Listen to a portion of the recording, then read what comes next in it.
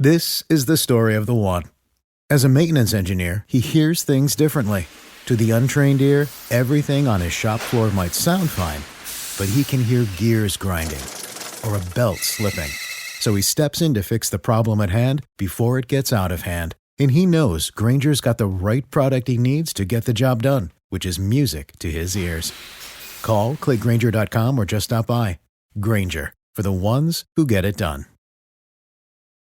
When you need mealtime inspiration, it's worth shopping Baker's, where you'll find over 30,000 mouth-watering choices that excite your inner foodie. And no matter what tasty choice you make, you'll enjoy our everyday low prices, plus extra ways to save, like digital coupons worth over $600 each week. You can also save up to $1 off per gallon at the pump with fuel points. More savings and more inspiring flavors make shopping Baker's worth it every time. Baker's, fresh for everyone. Fuel restrictions apply. This is a podcast from Minute Media. Hashtag no music, no intro. Whew. I'll say this, bruh. I will say this, Ryan. I was watching those games this wild card weekend. And I know during the season when it looked like the Saints might make the playoffs, I was like, oh, yeah, I hope they make it. Fuck, I'm so glad the Knicks didn't make the playoffs, bro. Don't need that in my life at all. I don't, bro. I don't. Because here's what the playoffs, if you're a playoff team in the playoffs and you weren't supposed to be in the playoffs, what the playoffs do is it exponentially shows you, like in high definition, of all your areas and faults is wrong with your team, right? Oh man. The Pats, old and slow on defense. Playoffs highlighted it. Eagles, Jalen Hurts isn't the guy. Highlighted. It's just like all of the hopes and dreams you had going into the playoffs crashed. Just gets shattered so quickly. And so, like, what did I need the playoffs to teach me about the Saints that I didn't know in 17 weeks? That the offense is shit, that we need a quarterback, that the defense is good. Like, we had 17 weeks to get the answers to the questions. Like, we know what the answers are. It only would have went worse because I could have seen a situation where they just caught our defense flat. Like, they abusing, don't vex me. You know what I'm saying? Marcus Williams missed some tackles. It just that even the defense looking terrible. And we just go, then you just go into the offseason just bad, just pissed. Right. No, like we ended the season like demolishing the Falcons, bruh. Yeah. You can't ask for more than that, man. You feel good. You feel like you got some pieces on defense. You need to work on offense, So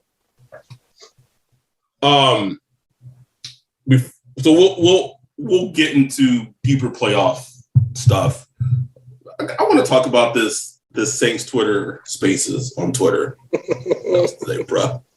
So you got in it after I did. I was in it for about 45 seconds, maybe a minute. First of all, this is happening middle of the day, so I'm at work. I'm at the office, grinding, trying to save kids' lives. I pull up Twitter. I see the spaces. I see all, basically all the people that me and you mutually follow, and they follow us back in our little community is in the spaces, Saints Twitter. I was like, all right, now, hop in here, see what's going on.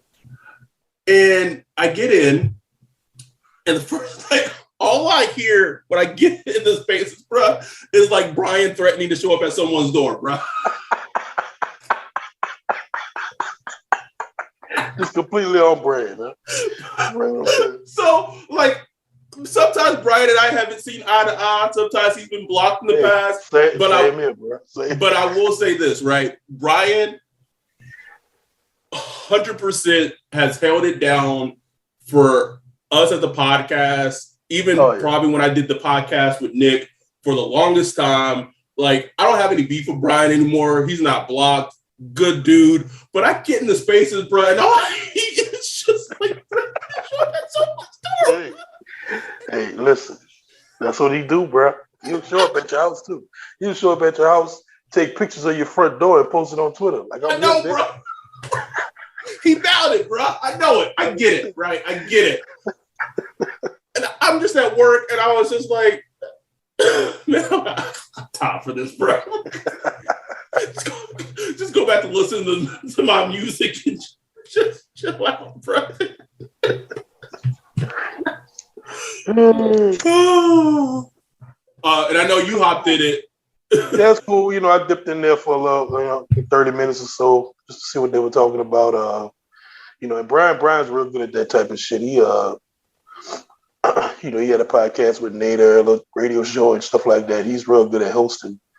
So, they were just talking about Russell Wilson, just the quarterback issue, just talking through it. You know what I'm saying? Like, you got Jameis, you can look at Jameis two kind of ways, depending on how you want to look. You can look at him like, okay, he showed some promise. It was really his first year in the Sean Payton system, started building upon some things. Yes, the offense was terrible, but look what he did with it. You know what I'm saying? 14 touchdowns, 3 interceptions. Even before he got hurt, like in that Tampa game, it started looking like Sean was starting to trust him a little more. So you can look at it like that glass half full, like, let's just roll with Jameis. Or you can look at it like, look, there's a limit. There's a cap there. There's a ceiling. We reach with Jameis. Why play around with it? Go and do what you got to do to get Russell Wilson if they make him available. But then there's that thing about Russell Wilson. There's a group of people that's like, Russell Wilson kind of been in a little slump, the last year and a half, however you want to look at it. Is he declining? Then there's people that think, it's just a slump that, he could bounce back and it's more due to where he's playing. So just a lot of things to talk through, and I don't think anybody's right or wrong with how they feel other than people that just think, like, Jameis is the franchise quarterback. I'm like, stop it. Like, you know what I'm saying? Like, you can't have 100% belief in Jameis right now. You can't. Like, I can see you, like, at least, leaning towards him, like, okay, maybe that's understandable, but just to have that 100% belief, like, oh yeah, get Jameis and we gonna cook, that's just ridiculous to me. But the crazy thing is, and this doesn't have anything to do with the spaces per se, but just like the general sense on Twitter is that there is legit a faction of Saints fans that like truly believe that, truly firmly believe that Jameis.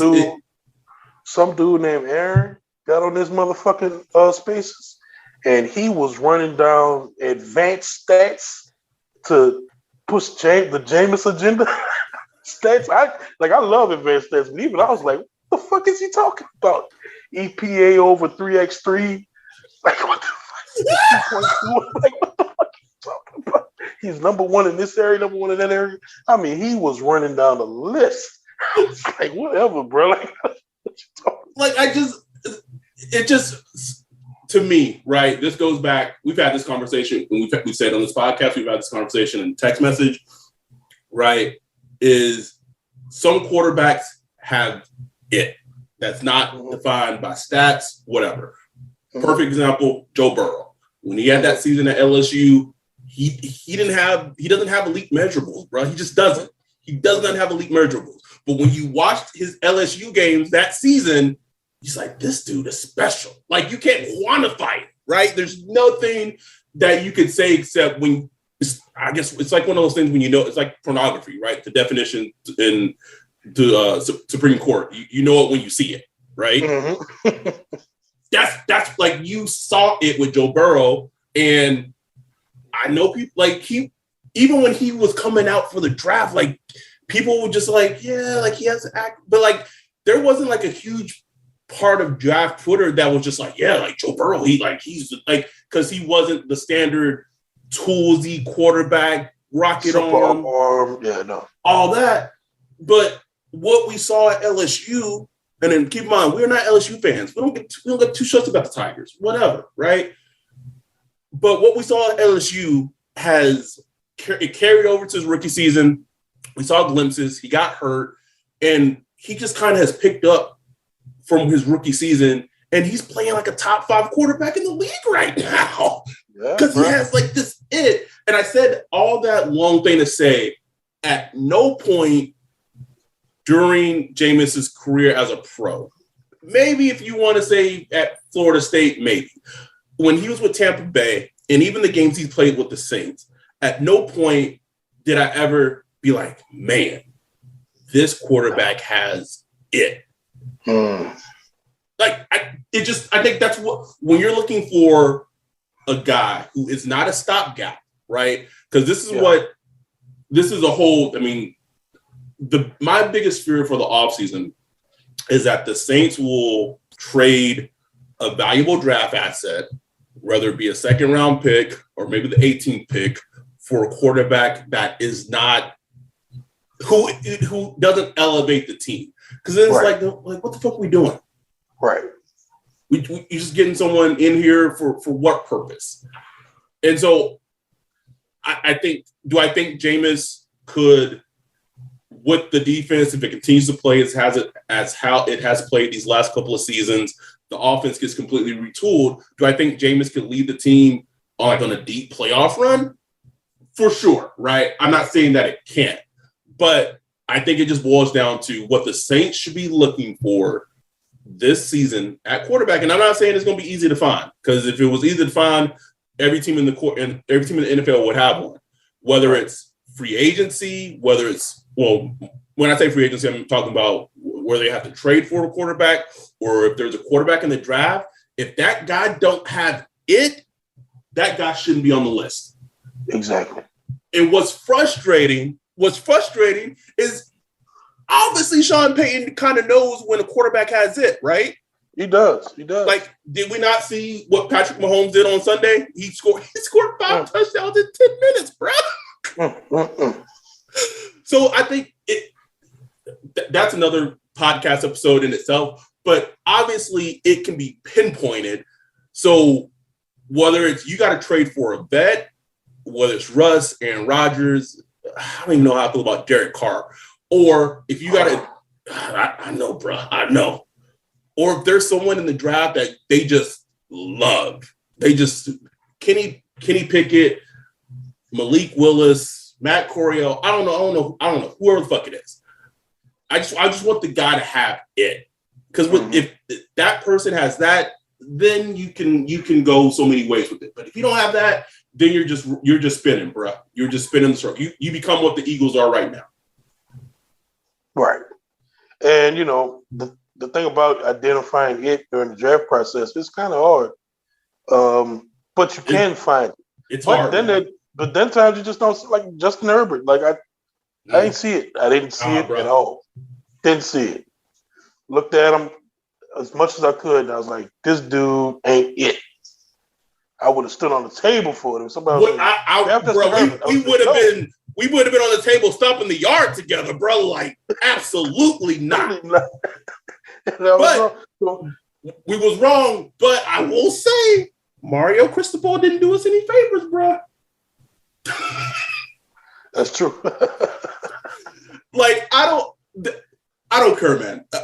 We missed on Justin Herbert, but when there are so many people with draft opinions that I trust, even though I've learned now, you just kind of make your own opinions. You don't really let others think. But people that you may trust their draft opinions, when so many people are just completely just off, bro, just off. Yeah. That's not on us, man. Exactly. That's an Oregon thing. Exactly. That was not just us. That was a ton of people. You know what I'm saying? And just goes to show you how you got to look. Sometimes you got to look past the system that they're playing in. You do, which is hard. It's hard to do. Speaking of it, right? We were just speaking about quarterback and how it's so hard to find the right guy. Let's just look at the divisional round. The probably the biggest game in the division round in the AFC, Chiefs and Bills. Let's think about when Josh Allen and Patrick Mahomes were coming out as prospects. Oh man, it was I was on the record saying was not a Josh Allen fan. A lot of people didn't like it. It is what's funny though is that when the Bills lose, the people who were not Josh Allen fans, like that Josh Allen shows up when the games that they lose. Because he's just erratic. He's awful when they lose. But when he's on, he's like a top 3 quarterback, bro. Like with his rushing. I mean, this past game he had was sensational. I mean, one of the best quarterback games you ever seen. Sensational. I don't give the Bills much of a chance in this game though. But that's different. Neither me. I don't think it's going to be close, bro. But that just goes to, and so that was Josh Allen. Patrick Mahomes, I beat this drum before. You know, there are some people who saw greatness in him immediately, said he could be great, elite, blah. Others had him like at a 2nd round pick, said he was too much like Brett Favre. He was a gunslinger. I'm sorry, bro. Like those teams that did that, they gotta like, come on now. Like you gotta look in the mirror. I'm just saying, you got to look in the mirror. Like, you used to send me those little clips of Patrick Mahomes. I'm like, why is this guy not like the number 1 overall like consensus? I was sending them to everyone. You, Nick, Greg. I was like, y'all. Like, I'm not crazy. Like, this is not a bias thing. It's not because I lived in Lubbock. It's not a Texas Tech thing. Like, I have never seen anyone play quarterback at any level like he could play. Like, it's insane. Like, and I just turned out to be right? It just goes to show it's so fucking hard to find. It's so hard to find. And that's why I think the Saints, if anyone in the front office listens to this podcast, we know we just 2 guys fucking talk football. We know. But you got to be looking for the guy this offseason, not just a guy. The guy. And if you're not going to get the guy this offseason, build a fucking strong team and try to fucking find the guy next offseason. Because, bro, did you see the – and I don't know if it's going to hold true. We don't know. Did you see the report that the Dolphins are, like, just going to go, like, potentially just go in the next season with Tua as their quarterback? What? What? Did you just miss all of this season? Like, what are we doing? You have Jalen Waddle, who is a downfield threat. He's like Wes Welker, bro. Like, because of the quarterback. Right. I'm gonna get off my tangent. Let's talk about these games. We're not gonna go into like super depth and break them down. I know I was kind of half watching them. I saw some of the games, didn't see some. Well, I saw a bit of all of them. But what was like the biggest thing, your biggest takeaway from the games this past weekend, wildcard weekend? I guess it's how everything comes into play. Like head coaches do matter. You know what I'm saying? Like your coach has to be on this shit, man. Like in the playoffs, time management, preparation, 2-minute drill, 1-minute drill, 4-minute drill. It has to be on point. Then having that other weapon outside your number 1 weapon, you know what I'm saying? You look what the Rams did with Odell Beckham. Man. You know, because obviously the Arizona said, look, we got to do something about Cup. We ain't letting Cup beat us. We ain't letting Cup beat us. And look what happened. Hey, listen, I hate the Rams. I fucking hate the Rams. Like, so you don't like understand it. But man, like they have a first round pick since Jared Goff, bro. Like they haven't picked a first round pick since Jared Goff. And they've been in contention. And they've been getting pretty much every year. Besides them get, but yeah, I mean, even the season that we played them in the playoffs and whatever, like you cannot say that season that they were not a good team, right? Like obviously they were. They were. It's just a certain way of attacking the team and building. I have problems with the way they build their team. You know what I'm saying? They just get a lot of big names. But you know what I'm saying? Like, sometimes there ain't nothing wrong with getting a big name. You know what I'm saying? Like, yes, last night it looked like it worked, bro. That's what I'm saying. You had Von Miller, You had Von Miller getting sacks. I don't think Jalen Ramsey was really stressed at much of anything that the Cardinals were doing on offense. It's an interesting way of team building. I think your point of coaching is just it's so well said, because I couldn't help but think watching that Cowboys 49ers game, bruh. Mm. And I'm going to say this. I'm going to say it. I don't want people in my mentions, right? But I'm going to say it. I literally thought watching that game, I said, if Sean Payton was the head coach of the Cowboys, they'd win the Super Bowl. Mm-hmm.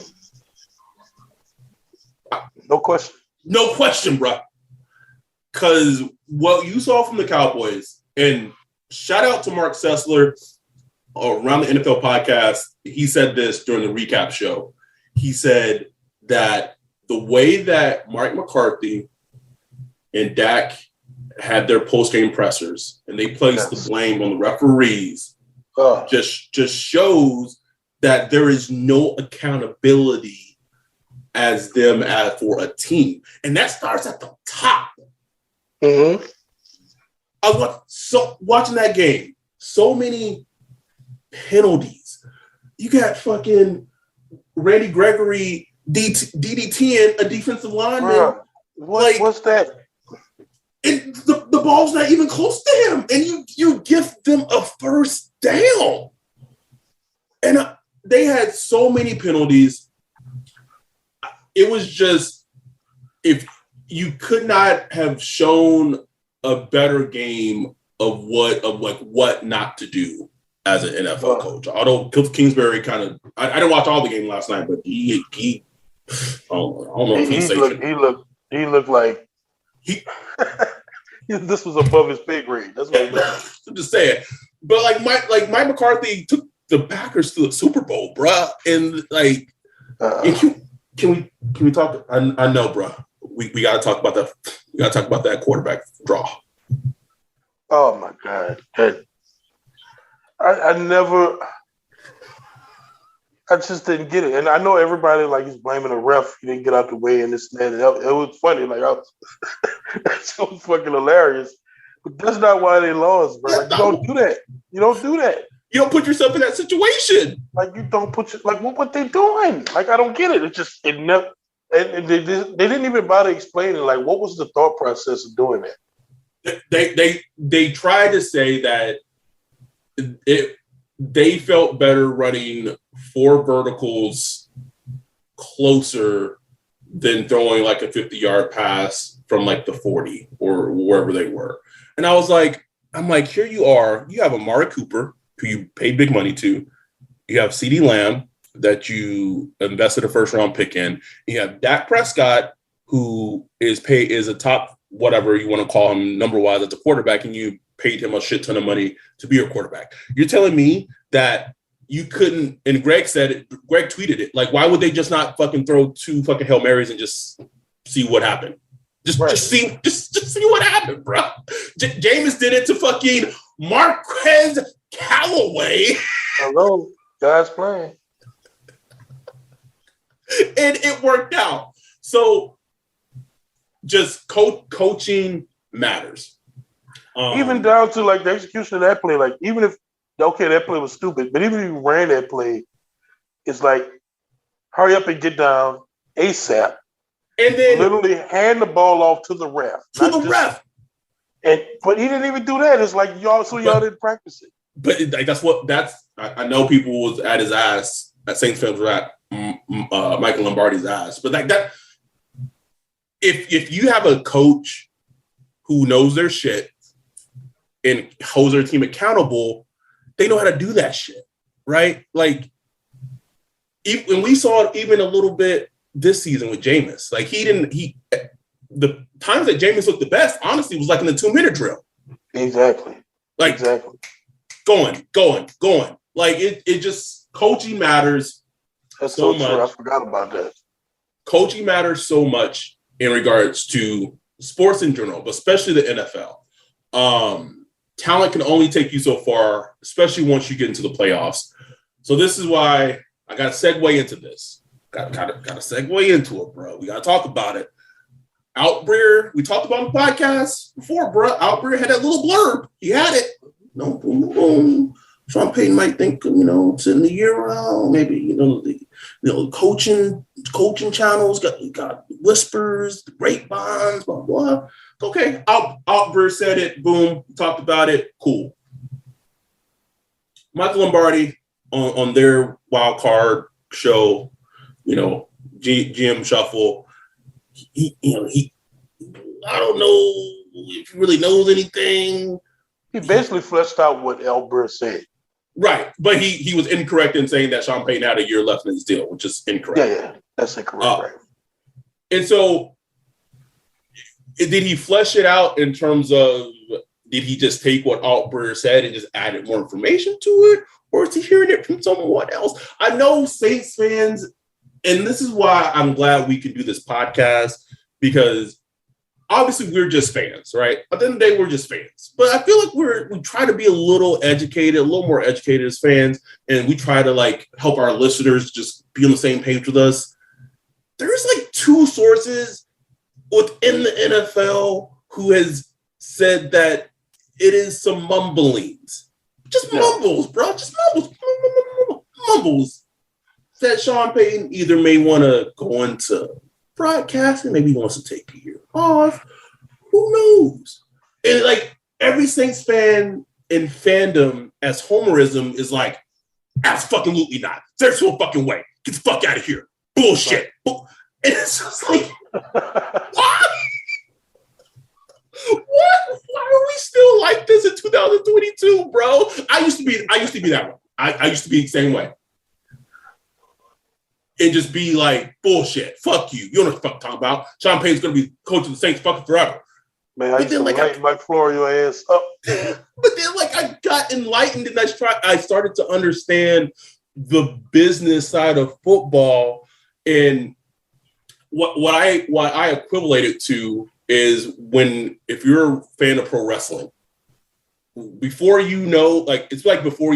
wrestling is scripted, right? It's predetermined. They call you a mark, right? But then when you find out, it's oh shit, you're plugged out from the matrix. Oh shit, what? Huh? That's what I feel people who are still their extreme homerism, they're still in this bubble and they can't seem to comprehend that shit could happen to the Saints that is unexpected. They don't know this team like the back of their hands. I agree. And, here's the thing. There's a lot of layers you got to break down with this. One, you got to understand that NFL is just a little social club. It's a little country club where a lot of executives and coaches and scouts and all kind of guys, they just talk. They talk. Just like we got our little Discord channel. They probably got a Slack somewhere, NFL.com Slack or whatever. You know what I'm saying? They just talk, man. They'll text on the road, all type of shit. They just talk. Hey, I heard so-and-so did this and that. And word just gets around. And, it would not surprise me at all if word got out that Sean was just kind of I'm reaching the end of the road here. You know what I'm saying? If people kind of saw that in him. Now, Albrecht said, and nobody has confirmed that Sean Payton has said anything like that. You know what I'm saying? Nobody's confirmed. But even Sean Payton has said in the past that he would like to go into broadcast and media. That's something potentially he would do, after football. So, that would be no surprise to me. So I just look at it he's looking at Drew Brees on, Sunday Night Football every night, getting about 13 to 15 million a year. I thought it was just 10. Oh, 10, okay. Yeah. 10 million a year. 10. Okay. So that's basically what Sean Payton get now. Sean Payton get 10 million a year. I think I like right. It. You know what I'm saying? Working part-time pretty much. You know what I'm saying? Not hard work at all. Ain't got a game plan.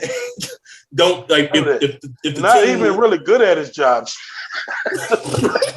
Sorry. I'm just sorry, But I'm just saying, like, so I could see Sean Payton. I mean, he's been coaching, head coach for 16 years. Come on, man. And he's in his late 50s. I mean, bro, just like us. I mean, we're human, bro. Like, if you had a job for a long time, it's just like, I don't know. And I'm not saying that's what it is right now. I still think, me personally, I think he wants to fix this situation before I think he does too. Yes. I think that still burns in him. But Bill Parcells said, his mentor, like, once them losses start burning you more than the wins make you feel good, it's time to get out, and I don't know where he's at with that in his mind. You know what I'm saying? Can guarantee you the Giants loss from this season. Ooh. You know that game burns him, bro. It burned him, and that Dolphins game, we missed all those starters. I've never seen him look helpless because there was nothing he could do. Like, I mean, it was the hand he was dealt. Nothing. And that just takes as a coach, that would just take the fun out of it for me because it's like I can't even roll with a full clip. It's not a fair fight. It's not even a fair fight. Like that just makes me like not love sports if I was a coach. You know what I'm saying? And we don't know how this pandemic gonna roll. You know what I'm saying? We think next year just gonna be all right. We don't know that shit. Sure don't. It could be raging next September. You know what I'm saying? Like, we don't know.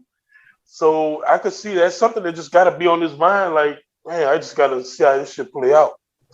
Now, as far as like it pertains to Dallas, that's like the second part of it. Not Dallas per se, right? Just to say let's say any team with a head coaching vacancy that has a lot of cachet. But we could throw Dallas in there as well. Because I think it all centers around Dallas as a team, right? Now, I'll say this. You're Jerry Jones. You saw that shit on Sunday, bro. You watched it. In person at your huge ass overrated stadium. And you watching Mike McCarthy in person just like wasting a championship window. Like, I would be fuming. I'd be absolutely fuming. And if you're Jerry Jones, because the Dallas championship window was now. Yeah. Now. You got Booty Bandit on a rookie contract. You extended DeMarcus Lawrence. You got Randy Gregory for right now, but we don't know how much, Randy Gregory, you might be gone. I fucking knows, bro. You got Dak, you got Amari Cooper, you got CeeDee Lamb, your offensive line kind of got manhandled, but your championship window is right now. If you are Jerry Jones and if you feel that Sean Payton is a missing piece to get your team to Super Bowl and win, you cannot tell me that he would not make a play for Sean if he could. Can't tell me he would. Oh, he absolutely would. But here's my thing. Like, if you watch Jerry Jones since he's been in the league, I'm not going to say he doesn't respect coaches, but he looks at coaches more as caretakers. He is a player's owner. Like, he truly believes, like, you say what you want about Jerry Jones, he believes in his players. He will pay the fuck out of his players.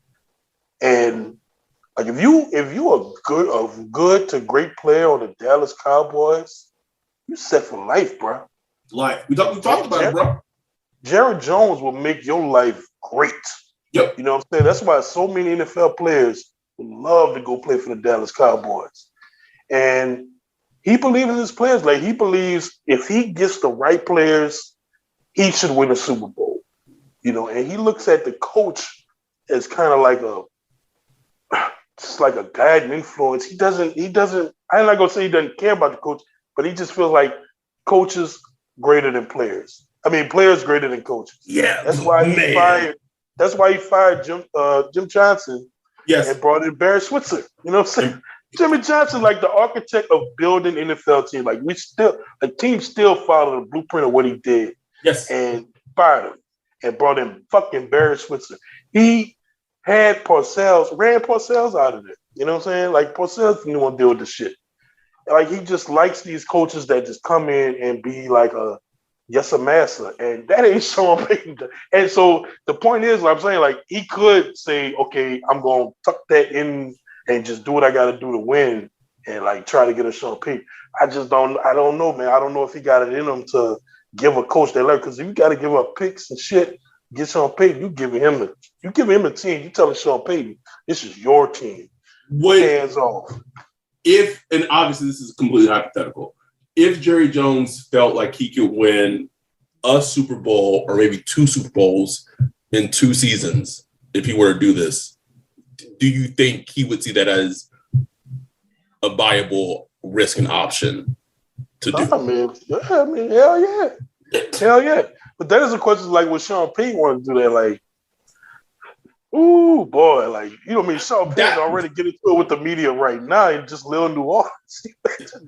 That's the question, though. But then I would also see it as Sean, right? We just talked about it. We don't know how many more years, how many more years he may got in him. You go to a team, you got a franchise quarterback, you got 2 stud wide receivers. You got to figure out, I don't know if he would cut him, but I think Sean would be like, man, Zeke ain't it, bro. Zeke in this contract is fucking albatross.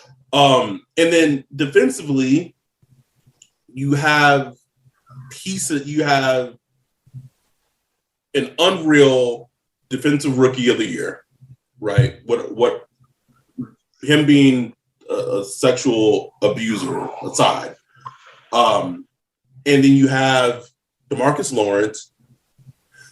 Got some issues at like you have a defense that, this would be not very much, but kind of similar to like the Drew Brees kind of Saints teams where it would be a very offensive driven team, but you do have some studs on defense, right? Like you have some pillars on defense. All pro cornerback. And you play in the NFC East, like not the toughest division. Like if Sean, that to me is a thing, because we've talked about this offline. If Dallas and Jerry Jones came to the Saints and said, we want Sean Payton, and if I'm Gail or Gail/Mickey, I'm saying I want 3 first-round picks, 2 second-round picks, and probably a player. Yeah. And then we can talk. It has to blow me away. And if that's where the negotiations start, and Jerry Jones is like, okay, we can have that conversation. Yeah. As a franchise for the Saints, you just got to fucking think about it. Like, to me, and obviously you got to hit on those picks, bro. Ooh, you got to hit on those picks. And it would be contingent on keeping our current coaching staff. Like maybe elevating DA, the head coach maybe, keeping Pete, so you keep that offensive system. There's a play caller, but then again, you never know how that shit goes, because some people might want to roll with Sean Payton in Dallas. You know what I'm saying? Like, you just don't know how that shit rocks out. It would be a clusterfuck though. That would send the New Orleans Saints franchise into like a tailspin, bro. Like that shit. It could go 2 ways. It could go good, like maybe you figure something out, or it can go horrible where you back to being just a bottom basement franchise. You know what I'm saying? We could be doing some really depressing #6 Twitter episodes. Hanging up the podcast, bro. One episode every 6 weeks or some shit. Just catching up. I think Saints. I said all that to say this, man. I think Saints fans need to, this offseason, just prepare yourself. Yeah. Prepare yourself. And look, like Sean Payton, like I said, he's been coaching 16 years. So it's going to happen at some point. Like if Fox or NBC or ESPN came to him and said, look, man, we're going to pay you $15 million to come, do Monday Night Football, 15, 16 million. Sean Payton at the point in his career where he got to think about that shit. Like, damn. You know what I'm saying? I can go the Gruden route. You know what I'm saying? And then maybe years from now, he can still come back to football. Yep. So it's not like he would be quitting football forever. But look, shit, I might go out and try to do this ESPN Monday Night Football thing 2-3 years, don't like it. Then you can go to Dallas or wherever, Yep. You know what I'm saying? So those options are there for him, you know what I'm saying? But like I said, he's still under contract. I think he does want to see this out and see this play out. But we're more towards the end than we are towards the beginning. Absolutely. So you just got to understand that. Absolutely. Man, I was watching that. Speaking of that Cowboys game, 49ers, I was just like, man, I really don't want Jimmy G as a quarterback, bro. Neither me. There are quarterbacks you look at, you just like, may as well just keep Jameis.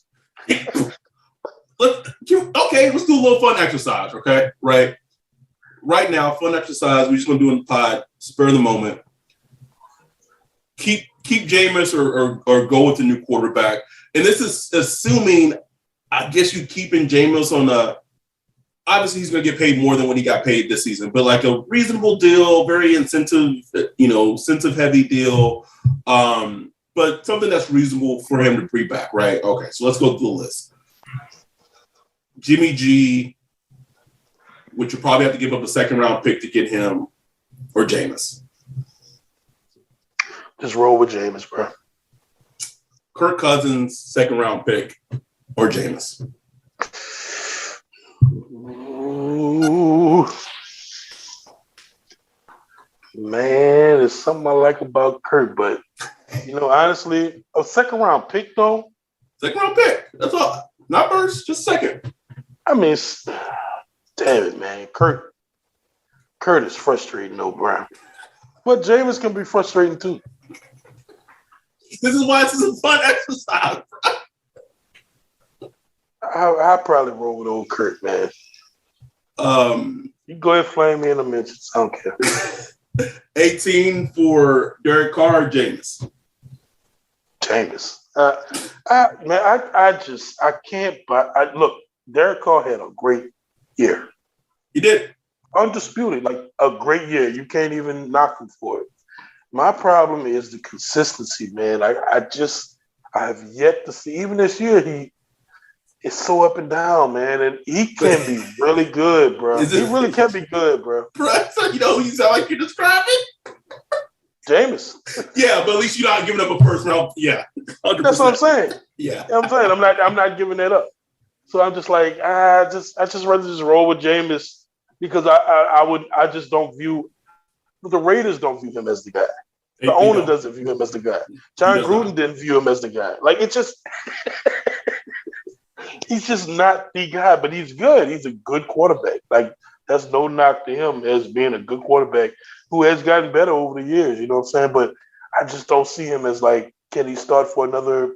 Like I could just see him running into a slump in a couple years where he just ends up being kind of like Andy Dalton, where he just kind of floats around the league after a while. Because it's just the consistency, man. He's gonna leave you wanting a little more. But look, if you surround him, we've seen it. Like when he's got talent around him, man, like the boy could cook, bro. He can. He's never had a really good defense ever. What if I change that first round pick to a second round pick for now we're thinking about it. You know what I'm saying? Now it's Derek Carr. You go get Derek Carr. You go get him. Yeah, I think for a second round pick, you go get him. I think for a second round pick, you go get Kurt as well. I know. I get it, people. I get it. But, bro, I kind of want the Saints to trade for Kurt just for our episodes. Ooh. I can already hear him, bro. Man. I can already hear him. Can already hear him, bro. That would be hilarious. It would be. It's good. So I just go back to what I said.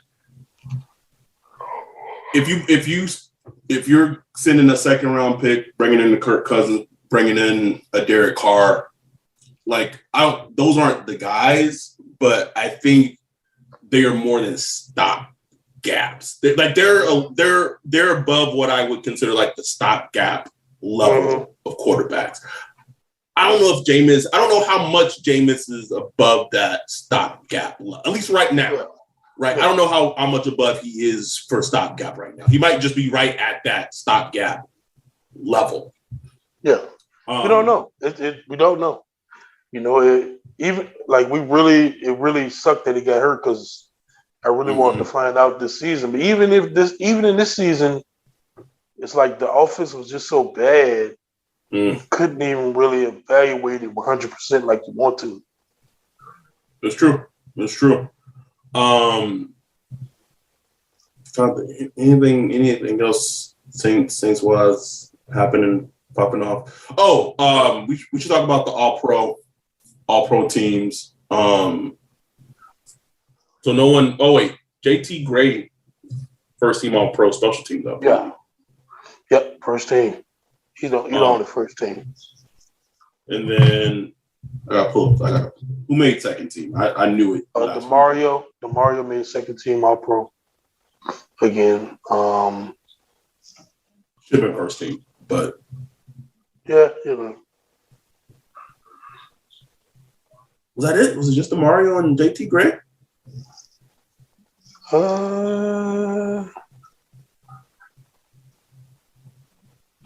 Pro. This is great podcasting going on right now. Sorry, guys. Where's the fucking list? I'm trying to find it right now. Second team. Mario Davis. Yeah, that's it. Not surprising, although I will say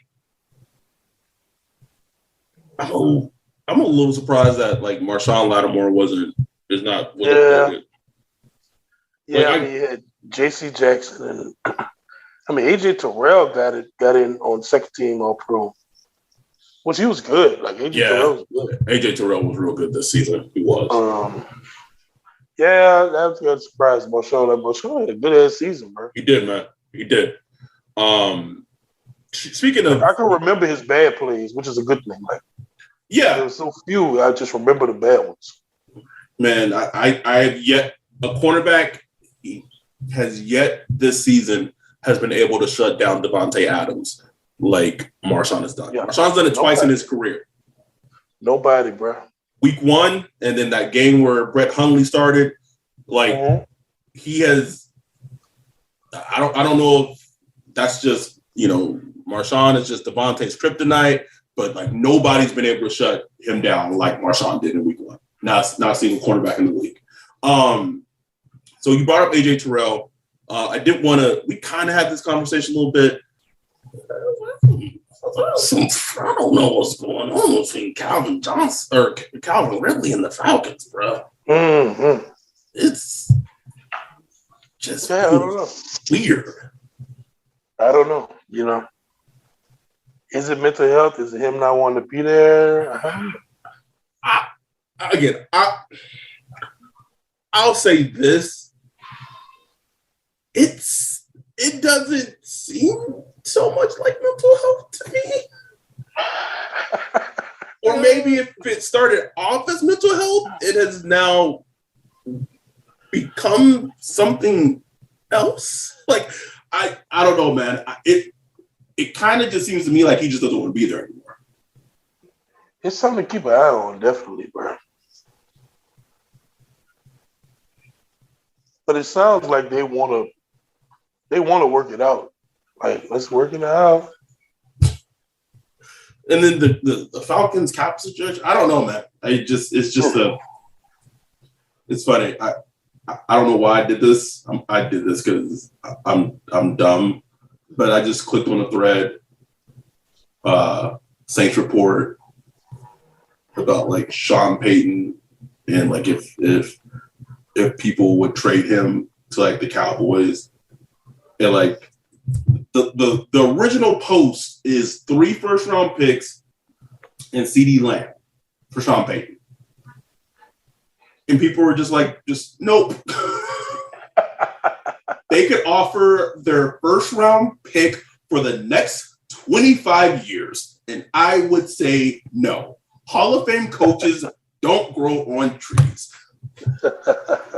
This is a real fucking post. Someone literally said they would not, if Dallas said we will give you our first round picks for the next 25 fucking years. After Sean Payton's done coaching the Cowboys, Sean might be dead in 25 fucking years. The Cowboys could have a terrible season to the point where they have the number 1 pick one of the seasons, and it would be the Saints pick because they traded it for 25 fucking years. Yeah, bro. I can't with that. I'm just saying, you only do that if you got a coach in mind, but you don't do it walking into the wilderness. Yes. Yes, walking to the wilderness would be dumb. Bill O'Brien and Everflus. Bro, I saw that earlier today, and I was mad for the Jags fans. I was mad for them. Hey, bro, I was hot. Like I thought you the Jags, but I was really pissed. I'm like, but our offense just beat this man's defense in week 18 and kept them out the playoffs.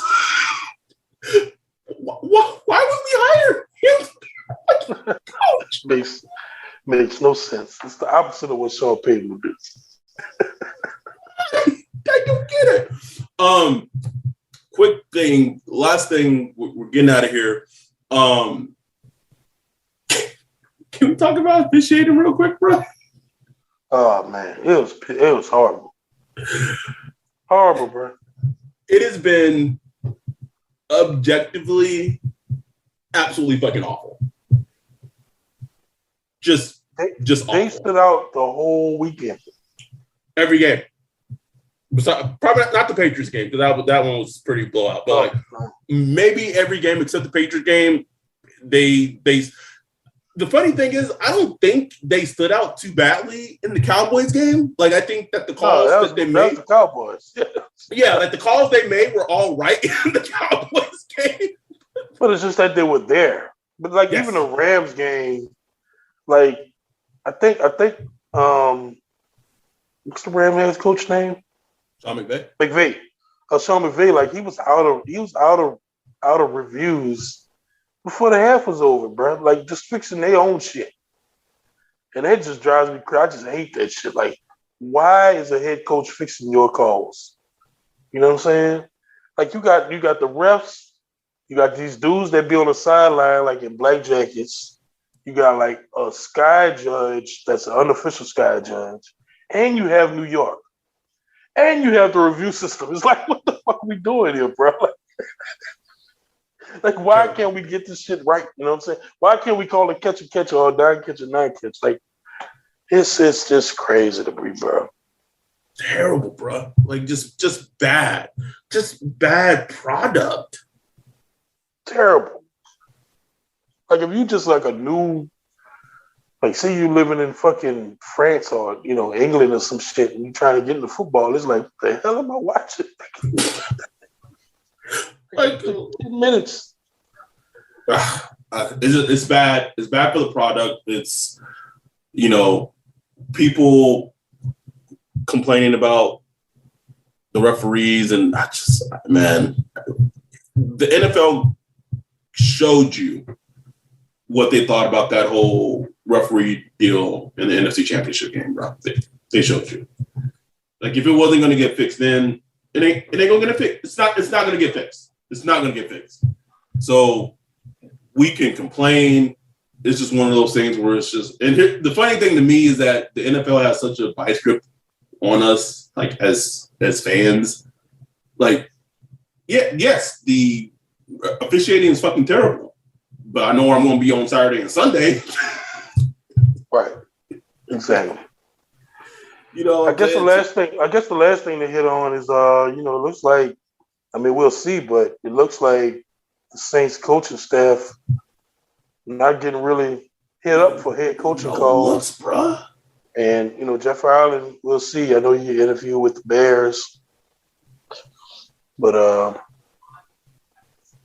don't know. It's like, they were like, no thanks. Which is like, it's like, we're going to interview Matt Eberflus of the Colts. But, like, we don't want to interview, like, it's to our benefit, right? But I think it just goes to show just the whole good old boy network within the NFL. Got David Culley's black ass out of there. Just got him out, bruh. He won 4 games with that fucking roster. 4. Nope, 1 enough. It's just this good old boy network, and it's hypocritical of how, like, the NFL, social justice and MLK Day. Shut the fuck up, please. This woke capitalism bullshit. Just stop it. Just my job, bro. Like, I live in South Alabama. My company, it's a big company in the South. They don't do shit for MLK Day. Nothing. Like, no posters, nothing. But you know what? I'm okay with that. I'm okay. I'm fine with it. Like, I'd rather you just don't even fake it. You know what I'm saying? Like, yeah. Don't even act like you care. Like, I don't. I know you don't. You know what I'm saying? I know you don't get it. So just leave it alone. They probably would have had you working yesterday if they could have. Oh, I worked yesterday. What you talking about? I was at work yesterday. Well, from home, but you know what I'm saying? So, like, your black ass working. So don't even piss me off putting up some posters and some shit like that. Like, stop it. It's just I don't know, man. It pisses me off. It just pisses me off. But anyhow, we're gonna get out of here. We just wanted to do an episode. We'll be back, next week, and in a couple of Senior Bowl approaching, bro. First day of Senior Bowl's on the 31st. It's coming, bro. We got the official hashtag Sings Twitter fan-sided polos are on the way. Shout out to our girl April at Nola Hat Plug, fucking those up. They look just fucking outstanding, bro. I know he won't be there, bro. I know Sean won't be there, but if he for some reason like showed up at the Senior Bowl, bro, you know how fly an official I'm gonna be when I fucking pull up on him and say, "Fuck what you thinking with Cesar Ruiz, nigga."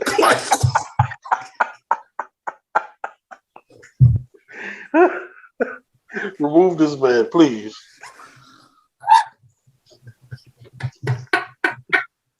Don't be like that meme with the black kid in school, like.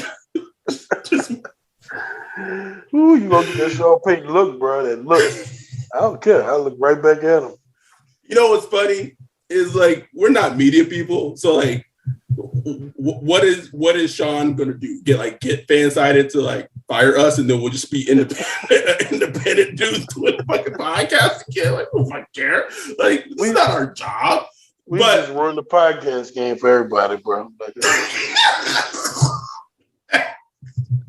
Ross not gonna have credentials no more, bro. Ross Jackson getting all of them out of there, bro. No, bro. In all seriousness, I know Sean's not gonna be there, but like, I'm pretty sure someone from the Saints contention will be there. Maybe it'd be Jeff Ireland, bro. But listen, man, I'm a social worker, and I can get real professional real quick, and I can, in a very articulate, professional way, ask, "What the fuck was y'all thinking?" But it will come out fiery as shit, bro. You'd be like, "God damn, huh?" Was he complimenting us, or did he just shit on us? I don't know what's going on. It sounded good though, so we ready for him, but we also ready to look at prospects. We just ready to you just take it in, enjoy it all. take you guys along for the ride. I'll be posting the things that I can post to Twitter, to Instagram, like the one-on-ones that we see and one-on-one matchups, like the offensive lineman, defensive lineman, cornerback, wide receiver, all that shit. Like, I'm going to try to post as much as I can because I want this to be an experience that Ryan and I experienced together, but we're also bringing our listeners experience with us. Like, we're kind of like first timers together. So that's the goal. And hopefully the expectation that it goes off, we'll see how it goes. But I mean, at the end of the day, we wouldn't be here. We wouldn't be going to the Super Bowl, Senior Bowl, without our fans, our listeners, and our audience. So we really appreciate y'all. We know it's the off season. So if you're listening to this and have listened this long, thank you. And all the listening and everything that people do, we really do appreciate it because we wouldn't be here without you guys, without y'all. Yes, sir. So with that, we're going to get out of here. Enjoy the games of this upcoming weekend. Stay safe out there. Be safe. We'll be back next week. We're out. Peace. This is the story of the one. As head of maintenance at a concert hall, he knows the show must always go on. That's why he works behind the scenes, ensuring every light is working, the HVAC is humming, and his facility shines. With Grainger's supplies and solutions for every challenge he faces, plus 24/7 customer support, his venue never misses a beat. Call quickgrainger.com or just stop by. Grainger, for the ones who get it done. When you need mealtime inspiration, it's worth shopping Baker's, where you'll find over 30,000 mouth-watering choices that excite your inner foodie. And no matter what tasty choice you make, you'll enjoy our everyday low prices, plus extra ways to save, like digital coupons worth over $600 each week. You can also save up to $1 off per gallon at the pump with fuel points. More savings and more inspiring flavors make shopping Baker's worth it every time. Baker's, fresh for everyone. Fuel restrictions apply.